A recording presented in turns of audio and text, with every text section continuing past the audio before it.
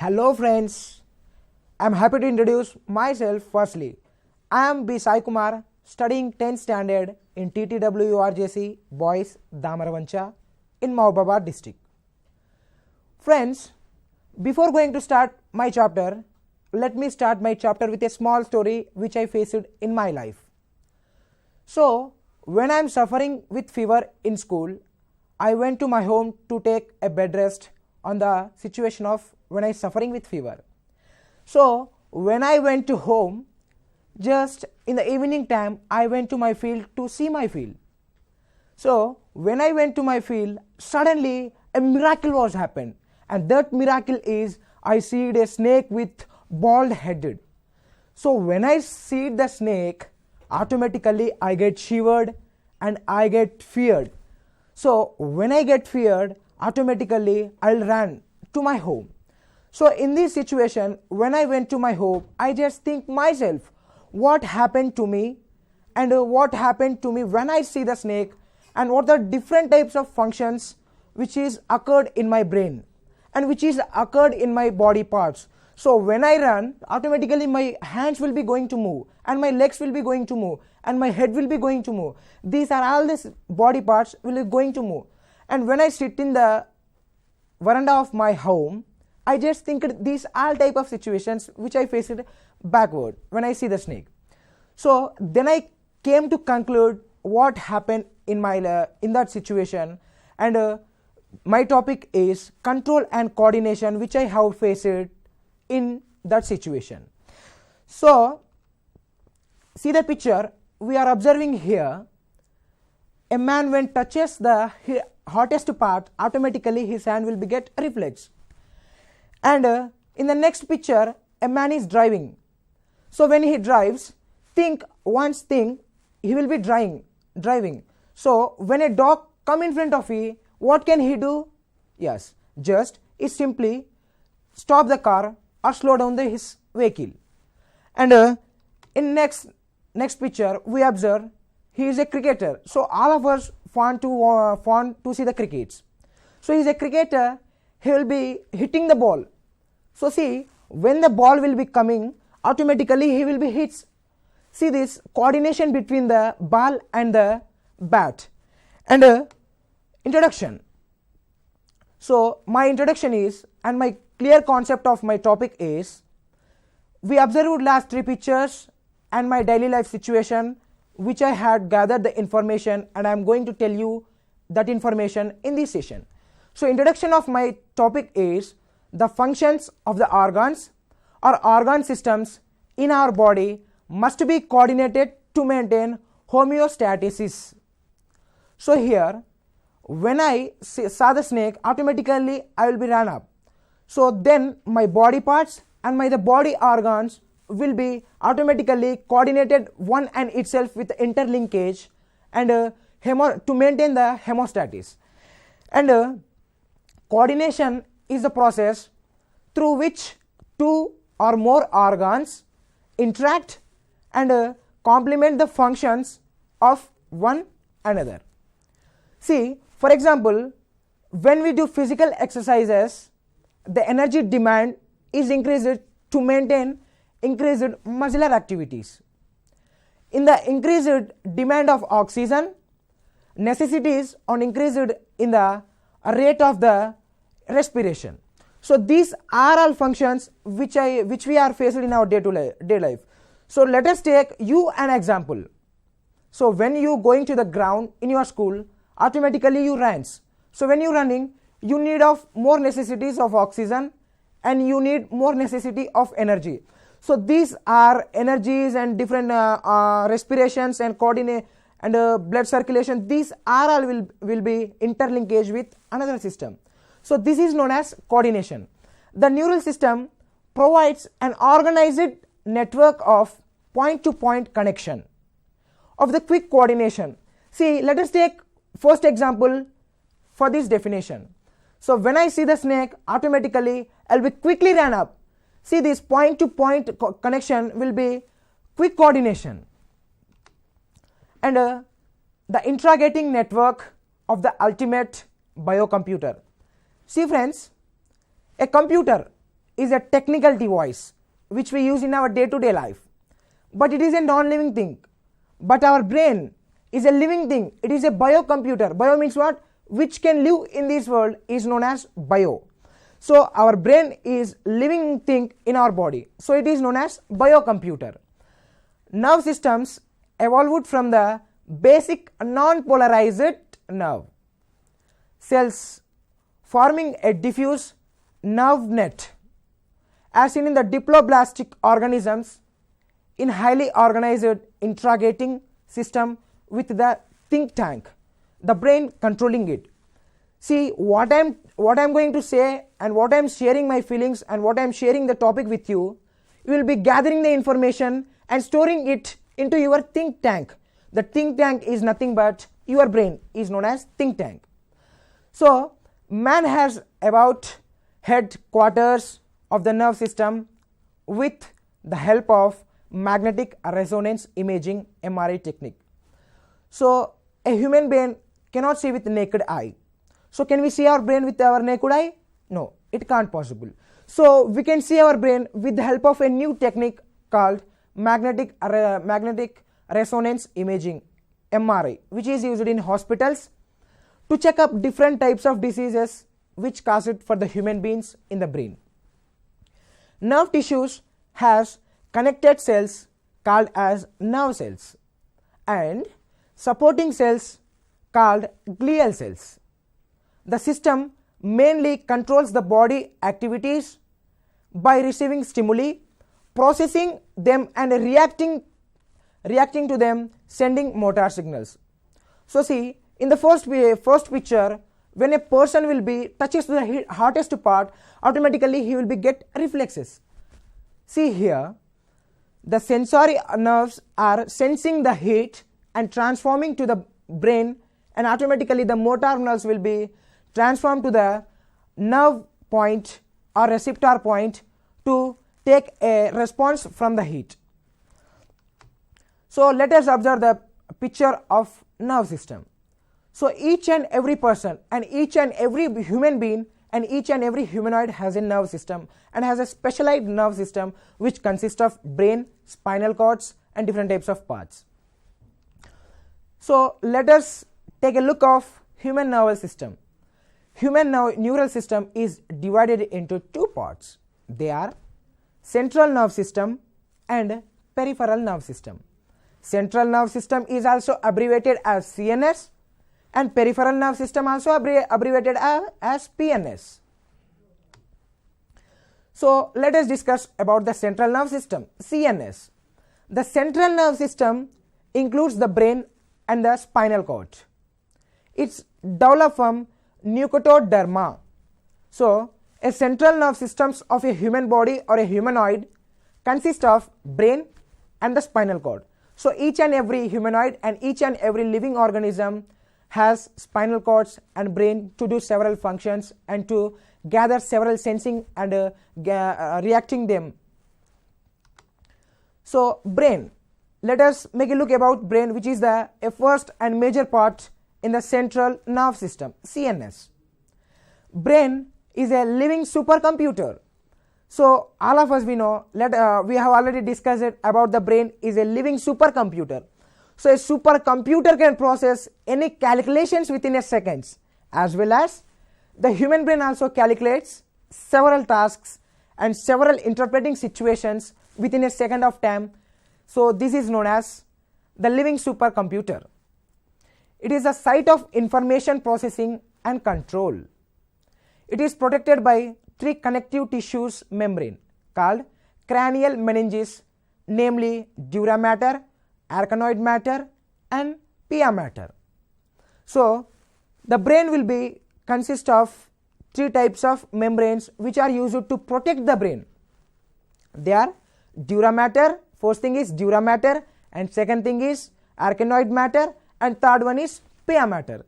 So let us make a look about what are the functions of three matters and functions of three membranes which is used to protect the brain. First, dura mater. It is the outer thick doubled layered membrane which lines the surface of the cranial cavity. And arachnoid matter.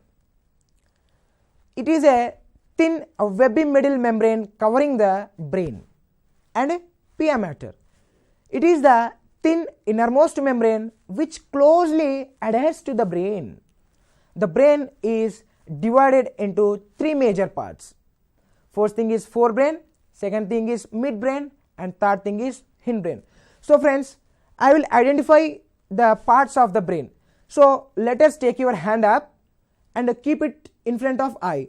So this is the part of forebrain, and just swipe up. This is the part of midbrain, and swipe back. This is the part of hindbrain.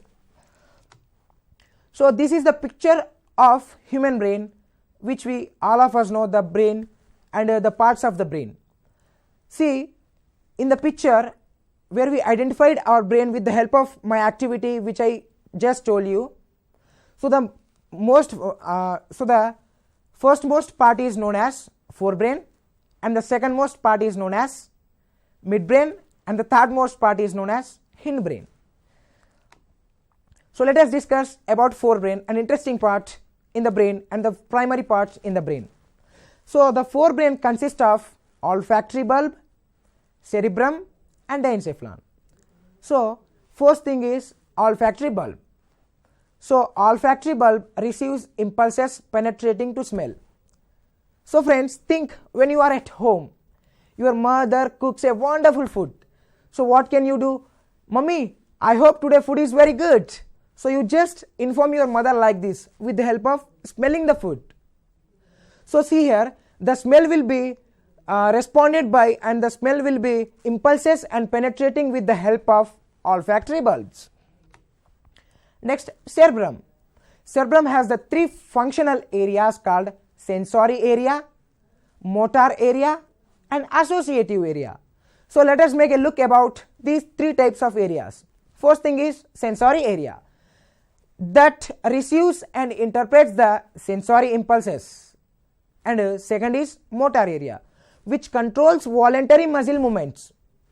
So friends, did you know what is voluntary movements? So let me tell you without late. So I am giving you the movements, and I am giving the posture of my hands. So it is in my control. So see here, I am rotating my hand like this. So it is in my control, so I am rotating my hand like this. So this is known as voluntary movement. Next, associative nerves. This deals with more complex integrative functions such as memory and communication. So friends, I am telling point by point important to you.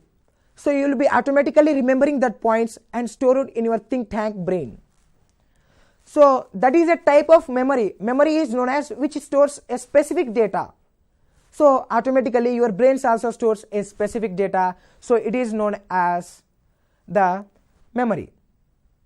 And the communication. So friends, see, I am how communicating with you, and I am how interrogating with you, and how I am interacting with you. This is a type of communication which I had learned. So this is the functioned by, and this will be responded by the associative area. So friends, cerebrum is divided into frontal, partial, and temporal and occipital lobes. So the next most interesting part is diencephalon.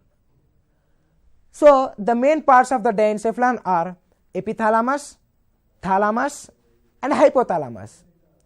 So let us make a look about these three parts. Epithalamus, it is the roof of the diencephalon. So epithalamus is a roof of the diencephalon. So actually our house has a floor of roof, but in our brain a part of diencephalon has a epithalamus as a roof of the diencephalon. So it is a non-nerve part. In the diencephalon there is no nerves. Next thing is thalamus. It lies superior to the midbrain and is major coordinating center of sensor and motor. So thalamus is a coordinating center of sensory and motors. So let us take again an example of first picture when a person is touching a heat, because if it is the best example I hope. So when the person touches automatically the impulses will be travel to the nerves and interact into the central nerve system and responds towards it.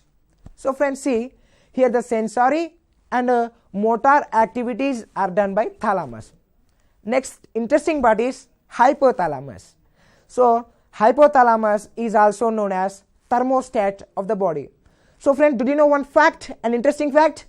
So when we are suffering with fever, automatically our body gets heat, and when we are seeing a snakes or different types of dangerous animals, automatically our body will be gets heat.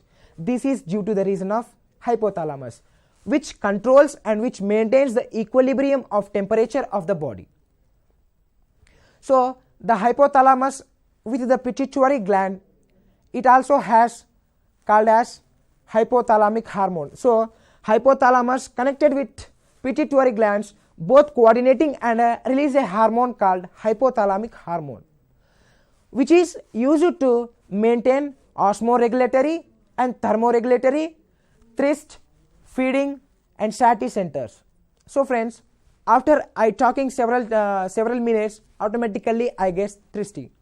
So this is the reason of the hormones which are released from hypothalamus are the reason for this thirsty. So after some time I get hunger. So this is also reason of hypothalamus. So let us discuss about midbrain. The midbrain is located between the thalamus, hypothalamus of the forebrain and the pons varoli of the hindbrain.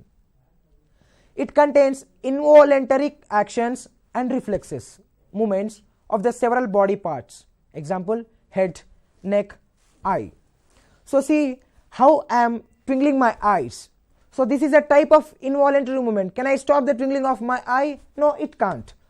Can I stop the rotating of head for a several years? No, it can't. So it is known as involuntary movement. So involuntary movements are controlled by midbrain. So midbrain consists of 4 rounded lobes which are called as corpora quadrigemina. So the 2 longer lobes are called as superior colliculi and a smaller portion lobes are called as inferior colliculi.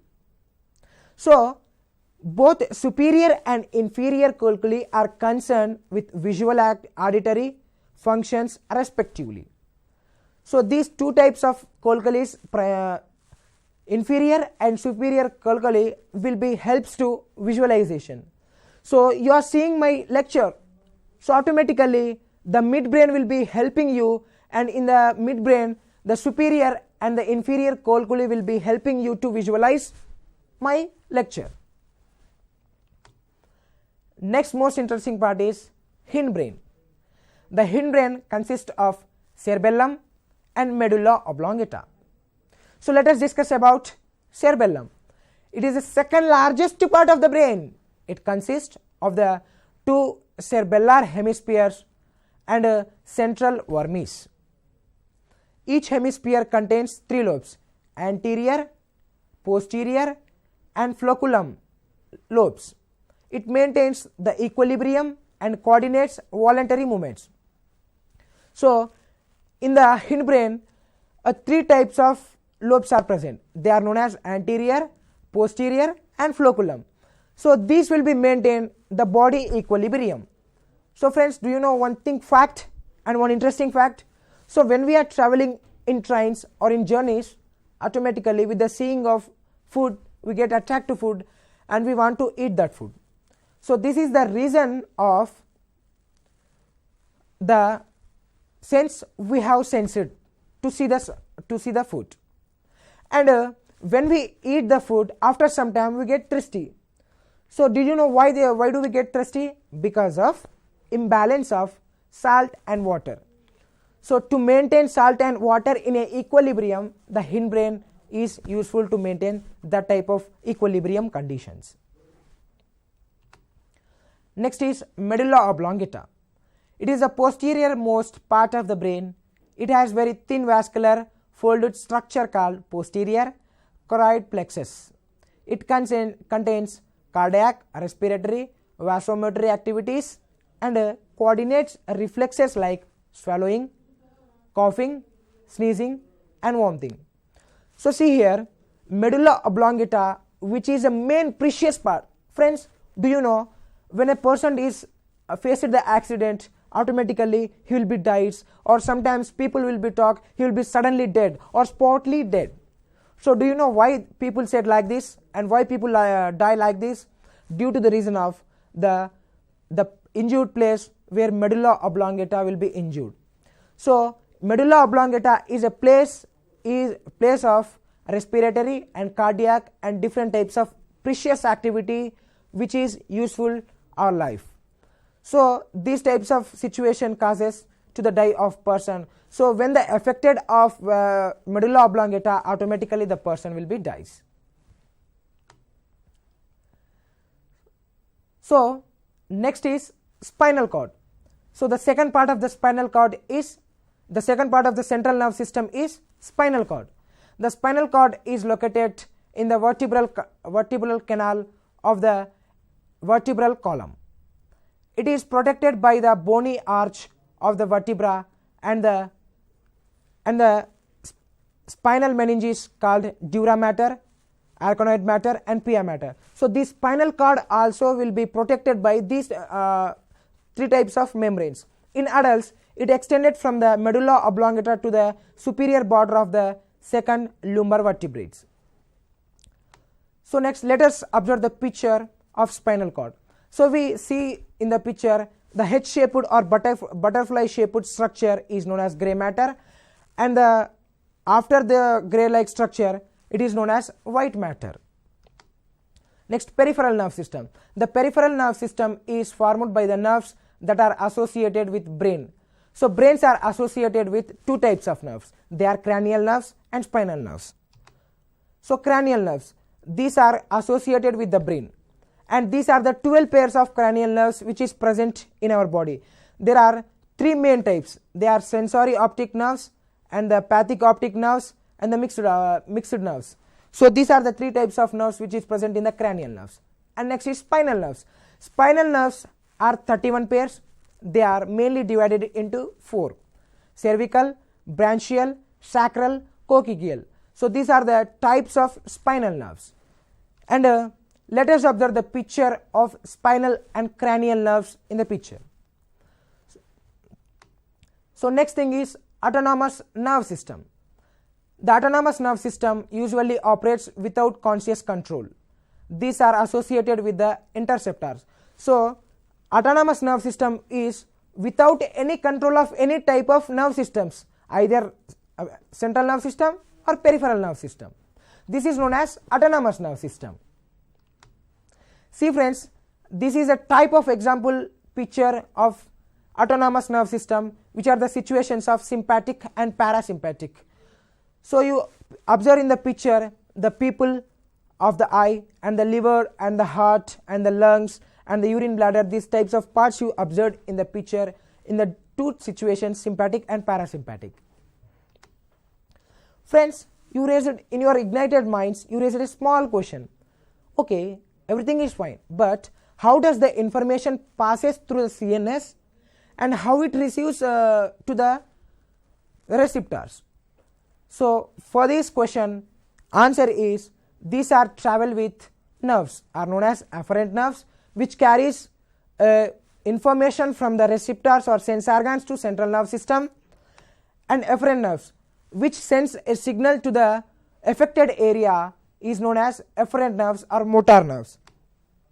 Friends, let us observe the nerve cells. This is the picture of nerve cells.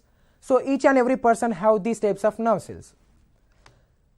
So friends, see here how does the nerve cells are linkage. So the nerve cells are linkage with a specialized structure called as synapse. So friends, let us make a look about how does the impulse travel through our body and through the nerves. So the information is passes through the nerves with the help of impulses. So let us make a look about how does the impulse travels. See friends, here transmission of impulses. So the bubble-like structure will be divided into dot-like structure. This is known as transmission of impulses. Friends, so everything is fine. So let us discuss about diseases of the brain. Alzheimer's diseases. This is the disease which causes to the brain. In this disease, the memory and intellectual powers are lost. This disease is due to the reason of increasing of age in the adults. Friends, do you know an interesting fact? So if a person will be behaving as sexual characters or if any other types of characters, this is the work of limbic system which are present in our body. So friends, lastly my conclusion is each and every person consists a brain and spinal cord which has senses all several activities. So please save your brain, and please if you are in the difficult condition, or if your relations will be in the difficult condition or brain dead, so another organs will be useful to save another lives. So donate organs and save lives. And thank you to one and all. So my heartiest thanks to the government of Telangana and the Supreme Sphero Praveen Kumar sir, and my guide teacher Suresh sir, and my principal Muttaya sir, and all the dignitaries who worked along with my hard work in the tsat studio, and each and every person, thank you to one and all, and thank you very much.